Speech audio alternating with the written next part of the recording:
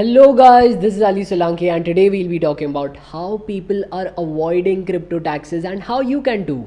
Nah, I'm just kidding. Disclaimer, don't try this at home and this is just for educational purposes only. But after the government of India came out with 30% taxes on digital assets including cryptocurrencies and NFTs, people devised a lot of innovative ways in order to avoid it completely. Also remember, some of them are illegal as well, so make sure you're not following them. Okay, so before I begin, let's first talk about the laws around crypto taxes and then we'll be also talking about how people are breaking them and finding loopholes in them. I'm not a financial advisor nor a legal expert. These are just the things that I believe are happening around us all the time and I'm just sharing them with you. So let's first talk about what's the news exactly. So currently 30% taxes will be put on all of your digital assets and it will be taxed on the transfer of it. So say for example you have cryptocurrencies, you have NFTs, all of them will be taxed at 30% in India.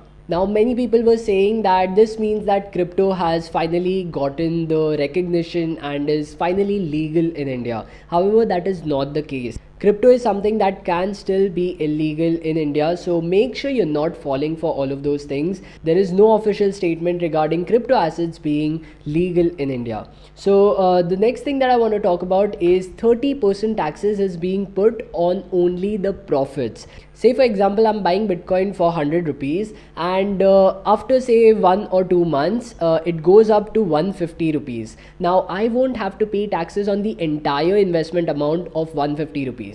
Rather, I will only pay taxes on 50 rupees. Now again, remember, as I had said before, this is only going to be taxed if I transfer my crypto assets or if I transfer my digital assets, including NFTs. Till the point I'm just holding my cryptocurrencies in my wallet, I won't be taxed anything on top of it. Now another thing is that these profits cannot be offset by losses. So what happens in the stock market is, say for example I invest 100 rupees in stock A and 100 rupees in stock B.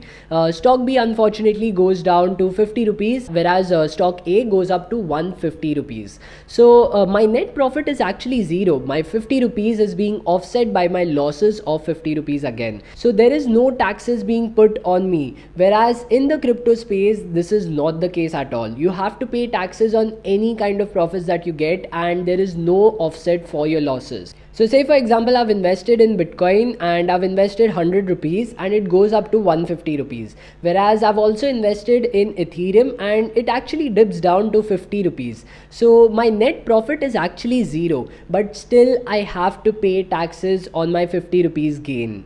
So yes, these tax laws have actually made a lot of people develop some innovative ideas or loopholes in order to scam the system per se. In order to understand how they are doing this, let's first talk about what are centralized exchanges and decentralized exchanges and also talk about the wallets as well. So centralized exchanges are nothing but the exchanges that you're seeing on the ads in all of those places like WazirX, CoinDCX, Binance, all of these are centralized exchanges. What this means is there is a company behind those exchanges and they are basically running the show.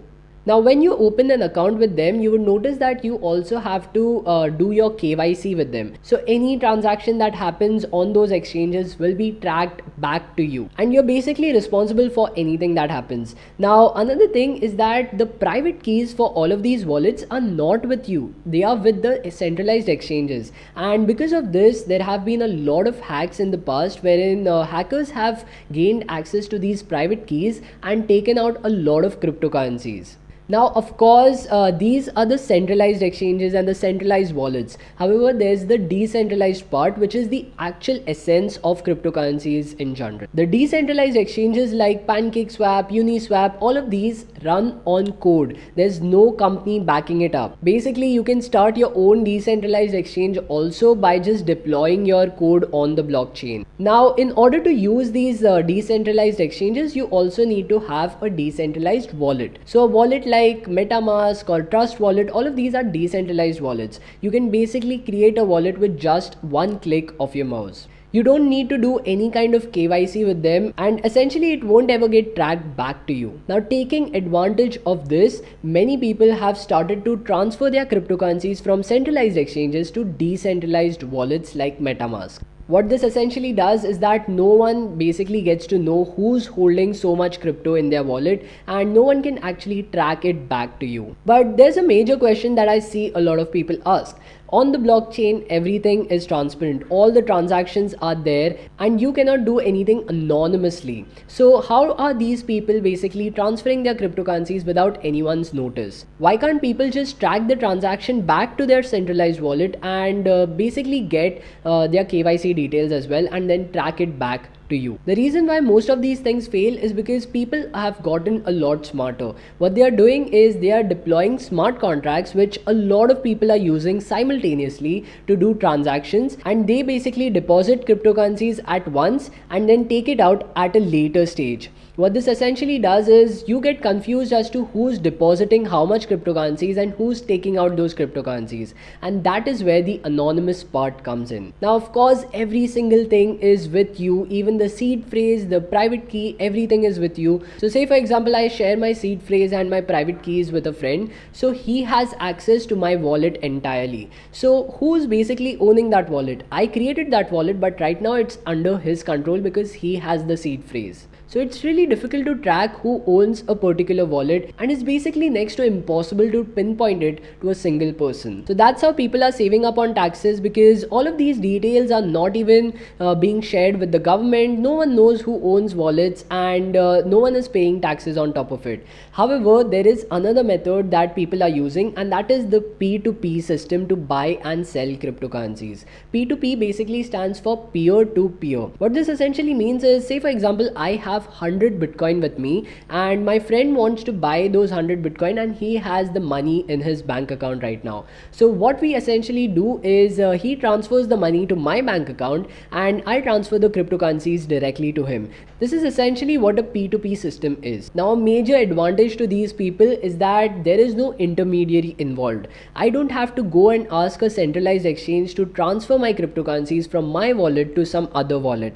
Instead, it is done directly. Even the money that is being put into my bank account is by my friend, so I can basically show it as an income tax instead of showing it as my crypto taxes. Income taxes are generally capped at around 20%, and even that is on the higher end. So I'm basically not paying 30% taxes, instead I'm just paying 20% taxes. Another thing that many people are doing is once they buy cryptocurrencies and once they are holding on to cryptocurrencies in their MetaMask wallet, they will then fly over to some other country like Singapore, Dubai and all of these places where cryptos are not taxed. After doing that, they will then convert their cryptocurrencies to fiat money like dollars or rupees or whatever. Now because cryptocurrencies are not taxed over there, they are basically doing this for free. Of course, this cannot be done with fiat money, because if I'm carrying a bag full of cash from my airport, then the customs officer will obviously stop me. However, this does not happen with cryptocurrencies because a MetaMask wallet can be stored even on your laptop. So this is how people are actually avoiding